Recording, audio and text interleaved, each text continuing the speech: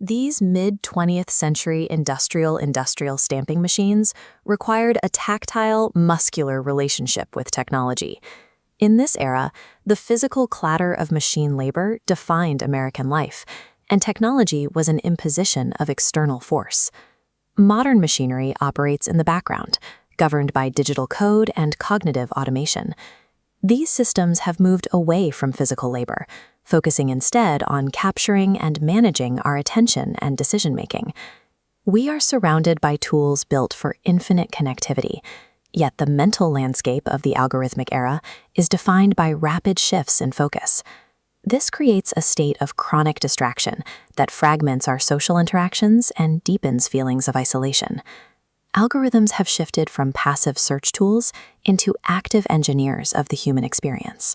By analyzing millions of interactions, these systems calibrate our morning news feeds and online conversations to modulate our moods and maximize the time we spend on platforms. To understand how this technology is recalibrating the human mind, we have to look at the three distinct pillars it now governs: attention, emotion, and thought. The infinite scroll is a design choice that purposefully removes natural stopping points. By presenting an unending stream of content, the interface traps the user's focus in a continuous loop of consumption. This interface leverages the brain's dopaminergic system. Like a slot machine, the algorithm provides variable rewards, small hits of novelty that condition users to keep scrolling. This creates continuous partial attention. Instead of staying focused, the brain rapidly switches between microstimuli, depleting its cognitive stamina. This decline in stamina has made deep reading, the slow, immersive engagement with complex ideas, increasingly difficult. As we habituate to short video snippets and quick rewards, the neural pathways required for sustained reflection begin to weaken. We are trading intellectual depth for a constant flow of surface-level novelty, gradually losing the capacity for the analytical thought that deep reading used to provide. This hijacking of attention fuels a larger economic model called data capitalism. Here, human behavior and feelings are converted into data points, extracted, and then sold to the highest bidder. To maintain high engagement, algorithms prioritize content that triggers intense emotional responses, specifically outrage and fear. Because these emotions yield the highest engagement metrics, the system is incentivized to amplify them across our feeds.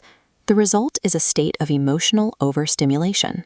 Our brains are subjected to a constant barrage of intense social stimuli, cycling through shock, humor, and anger in rapid succession without any time for recovery.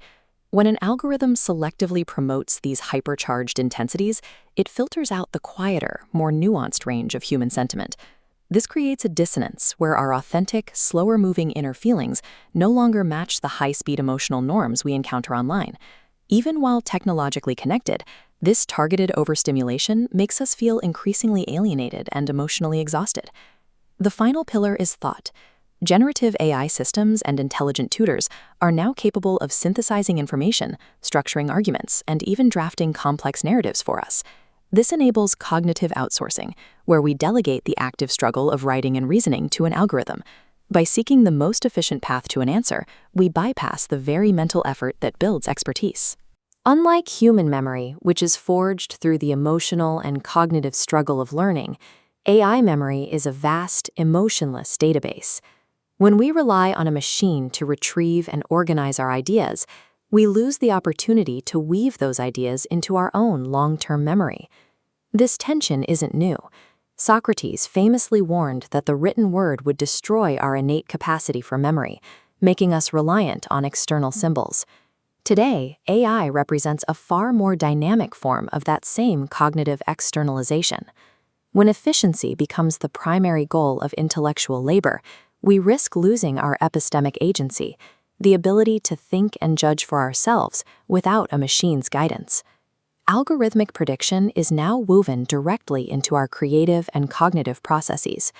These systems have moved from being external tools to becoming the digital environment in which we think and interact.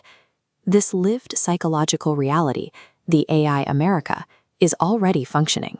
Millions of people are currently navigating these architectures of behavioral control and curated emotion every day. We can respond to this by developing psychological literacy. This means adopting intentional practices, like mindful disconnection, that protect our ability to engage in deep reading and independent thought. Reclaiming our minds means establishing clear boundaries against the subtle cognitive governance of algorithms, ensuring we remain the primary authors of our own decisions. The future of this civilization depends on our ability to use these intelligent systems to amplify our human potential, rather than allowing them to replace the emotional and intellectual depth that makes us human.